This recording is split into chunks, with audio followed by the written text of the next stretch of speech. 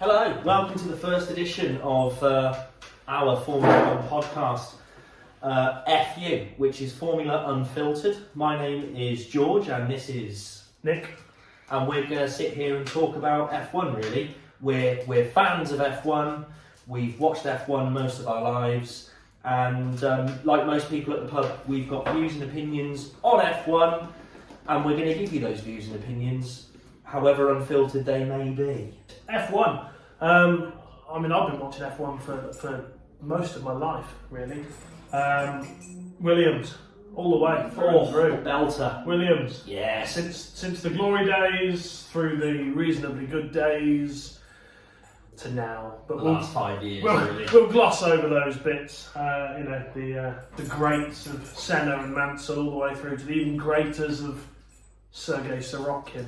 I grew up watching F1 with my father, really, as a young boy.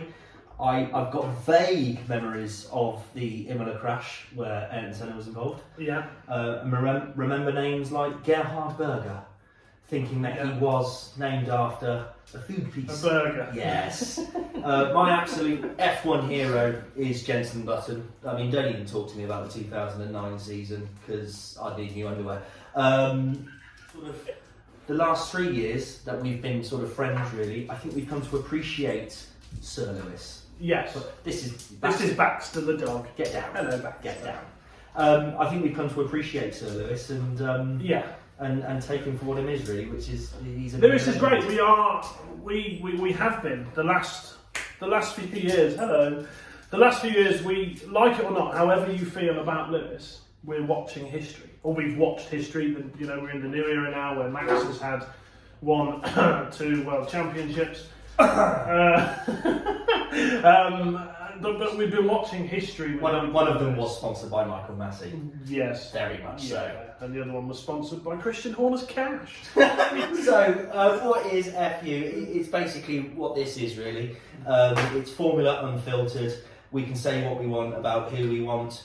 We are going to try and keep things relatively clean, but I think by the end of this sort of first initial run, you'll get an idea of what we're all about. So, first thing really that we need to talk about is the 2022 F1 season. The season that has just gone before us. Yes. Where Max Verstappen has become for the first time a legitimate world champion. Legitimate. Yes. He did dominate. That's another episode. Red Bull dominated. Red Bull had a cracking season. They got the jump on Mercedes, didn't they? And regardless of cost cap scandals and whatever else, it was on catering. It was actually like Red Stripe, sponsored by Red Stripe. Sponsored by Red Stripe in Red Stripe glasses. You can't take away from the fact that Max absolutely dominated. He did. He was in a class of his own for 80% of last season. In the same way, I think that when you go back to the sort of the Lewis Hamilton Mercedes era of domination. He dominated all before him. Yes. Yes, he had the kit, he had the car, yes, he had the infrastructure, but Max didn't blink last year. No. To be fair to him. No, he was under pressure quite a few times, and I thought he performed very well. Yeah. It was a shame because you and I have said loads in the pub, in dinners. We've said plenty of times last year. Actually, regardless of your thoughts of Max, for him to win a legitimate world championship the way he did, I think was outstanding, really. The way he drove was outstanding. It was everything that happened, especially after 2021. I mean, I think, regardless of your views on it, I thought 2021 was a complete disaster. It was one of the best seasons we'd ever watched. And it was stolen from us right then. And it came down to the last lap of the last race, which tainted the entire season. And I think for Max... The entire rule book was changed just for that moment. Yeah, but I think for Max to come out and drive the way he drove last year, regardless of how much they spent on catering, it was outstanding. Yeah, I think Checo is an excellent number 2, and I would say it's the best driver pairing at Red Bull since Max and Danny Rick. It definitely seems the most settled. Yeah, I mean, I think Checo knows what his role is. Yeah, I think the Danny Rick situation, again, I'm sure we'll cover that on another episode, but for me it was disappointing what happened with the Max and Danny Rick thing. But I think it's a great driver lineup at Red Bull, and we'll see what they can do this year. Mercedes struggled. They did. Big time. Yeah, they did. I think they got it wrong. I think potentially they got it wrong. Yeah, there was a little bit of naivety there. There was there was Toto at the end of the last season of Drive to Survive, that last shot where he says everyone's got a target on their backs. Everybody's got the target on their back. Yeah. And then I think, for them to come out and perform, especially for the first, up until the summer break with all the porpoising issues. It was bad. It was bad. But again, we'll see what they can do this year. I think the car looks good. George has now Won a race. won a race, settled in a little bit. So we'll see what happens this year. Yeah, big fan of that driver pairing, and being Arguably one of the strongest on the grid. and being British, I think it's quality that those two guys are at the top of their game in that team. So we'll have to wait and see what happens. They did their best to not turn last year into a competition. It's pretty clear that Matteo Bonotto could not organise a piss up in a brewery. No, and if you remember when we fired emails backwards and forwards.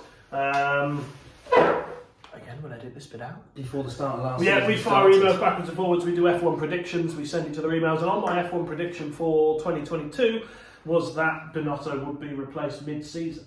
Yes. Now, he wasn't replaced mid-season, but the Although conversation... the axe was probably... the conversations were probably being had mid-season, I think. Good to see Arriva Bene actually post F1 career get involved with Italian football and get done for scandal. But he's gone. He's out. He's gone, and I've always liked Freddie Vasseur. You've been a big advocate of Frederick Vasseur, haven't you? He's done a lot. He's been in the background. I like him because he's not Christian Horner, Mr. Oh God. I want to be in front of the camera celebrity. He wants to run an F1 team, and that's quite clear to me anyway. I said to you, didn't I? I've just finished Drive to Survive this season, and I said to you, if the opening scene is Oxfordshire, and it's Horner's mansion, and Horner is bareback on a sort of a Jerry Halliwell. What? Fair to Christian Horner, he's got a team around him that I think would probably die for him. Yeah, yeah. And the Red Bull outfit is a strong outfit. It is a strong outfit. It's a strong outfit. And I bet he's a great TP to work for. Yeah. Drive for work, whatever. Well, I think the cabling they put on is outstanding. We've got to quickly mention 2022, Haas, little bit of a Haas revival. Kevin Magnussen coming back into K-Mag's the fold. ace. I've always liked K-Mag. Scoring points on 4 or 5 separate occasions. There is a, and people are going to laugh, but there is like an aura of Ayrton Senna in K-Mag where it's like, I'm going to put my car there. Poor man's Danish Ayrton Senna. Yeah, if you don't like it, we can crash. Yeah, why not? Why not? Let's hope that Schumacher's name stays in F1. I know he's gone to Mercedes as test driver, I think. Yeah, reserve driver, test driver, and he's on. There's a contract clause that you can drive for McLaren as well if they need it. Let's hope we see him back on the grid because that would be awesome for the sport. Next thing on the notes is back of the field, Williams. Moving on. Right, so 2023 kicks off at the weekend, Bahrain Grand Prix. We'll come to that. We've written predictions. Well, we've written predictions. Right, so right. Nick, world champion. I have gone for Max Verstappen. Cop out. Okay. See, I've gone bold. I'm going to go Leclerc. Nice. I'm going to go Leclerc because I think that I'd like that to happen. And I would. I think last year, Leclerc. He could have won the first 6 out of 10 races. He had the potential. The strategists at Ferrari let him down in several places. If Freddie Vasseur turns up at Ferrari, makes a few changes, kicks a bit of arse, Leclerc's not going to have anyone to hide behind. No. And that's what's going to be exciting about this year. Track distance though, 23 races. Has Leclerc got the minerals? We'll see. We're going to find out. We'll see. We're going to find out. Yeah, he's not going to have. I don't think he's going to have the team to hide behind this year. No, because I think he's probably a nicer guy than Max Verstappen. But does that win you world championships? So was Joseph Stalin. But right. So constructor. I've gone Max Verstappen. You've gone. Constructor, I've gone Red Bull. Oh, constructor, Red Bull. Yeah. Next. Both on that page. Right, how many separate race winners are we going to have? I have gone 1, 2, 3, 4, 5, 6, 7, 8. I've gone 7. So I've gone Max, Leclerc, Lewis, George, Checo. Carlos Sainz is going to get one when there's a big crash. The amount of races on the calendar, there's going to be an anomaly. There's going to be another... Well, there are 48 races. Yeah. And 16 of them are in America. And 20 of them are in the Far East. Yeah. So the constructor. Bottom, see, I guarantee I know what you put, just to wind me up. I bet you put Williams. I have put Williams, Knew it. and I haven't done it to wind you up. I think it's going to be really, really tight between Williams, AlphaTauri and Aston Martin. See, I've put AlphaTauri because rumours in the news this week is that Red Bull are looking to offload AlphaTauri, so I've read, Cost cutting. to save costs because AlphaTauri doesn't want to relocate to the UK or something. Yeah, because they're based in Italy, aren't they? Yeah, so I think. I'm thinking with that, potentially Red Bull are distancing themselves from that outfit. Oh, God. I think it's the worst driver lineup on the grid. Interesting. I've never rated Yuki really anyway. I think his but attitude's a bit he can take a good put. iffy. Yeah. And Nick De Vries, well, but then Nick De Vries, I suppose, came out in the Williams last year and everyone opened their eyes. But He's got a punchable face. Snooze fest. What race is going to really let itself down this season? I love what you've put, but we're on the same track here. yeah, But you've put. the snooze fest that I've put is Vegas, and I know there's a lot of people that are hyped up about the Las Vegas thing, and you know that Sky Sports are going to be all over it, and their editing is going to be casinos and jackpots. And I think that the Vegas track looks crap, in my opinion. Yeah. And I think if you take the Vegas strip away and you take away all the silly gimmicks that are going to be on television, I think if you take the Las Vegas race and hold it just outside Birmingham, I think you'd all fall asleep. Now, I'm willing to be proved wrong, but that's why I've put Vegas, because I think if you take the Vegas element away, it's going to be really boring. So my snooze fest, and I think that's spot on. My snooze fest, because the only part about this race that I can remember last year was the fake marina. I've gone Miami. That was boring. Race, most entertaining race of the season. I've gone for Silverstone. I've gone Canada. Canada, one of my favourite races. Canada, I just think it Always a good track. throws in a curveball. Yeah, it's Always. a fast circuit. It's a fast circuit. It's cool. There's always the wall of champions for somebody to throw it into. I remember Jenson Button getting pole there. Yeah, I've gone Silverstone, but that's Always great. because I'm patriotic. Always great. So, Well, we were at Silverstone a few years ago when Sir Lewis Sir Lewis, just held his line at Cops. at Cops. Yeah. Yeah, that's going to cause controversy. Right then, Bold prediction. bold of the year. prediction. I think Stroll is going to outdo Alonso. That's interesting because that ties into my flop of the year. My bold prediction of the year: Oscar Piastri to win a race.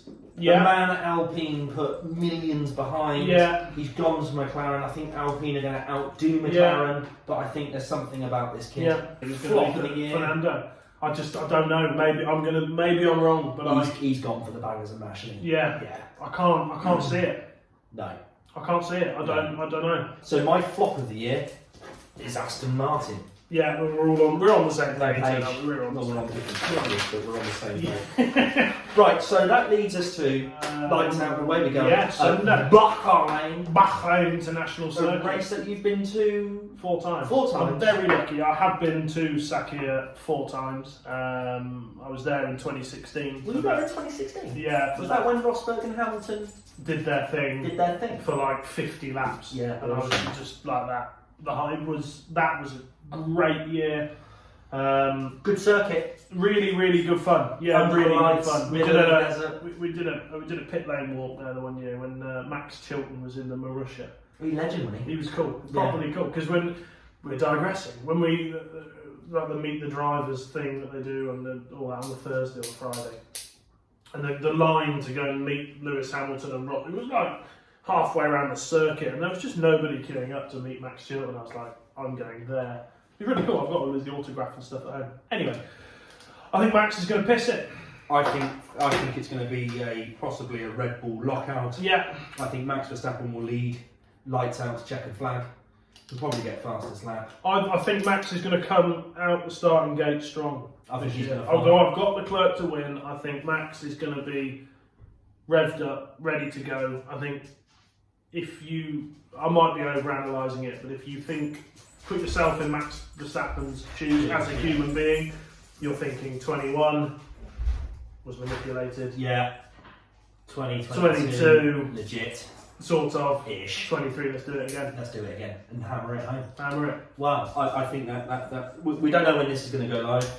It's when we can get round to editing it. So hopefully we've had an entertaining first race of the season, and we'll be back to talk more Good work. bollocks later on. Ooh. Nice one. Over and out.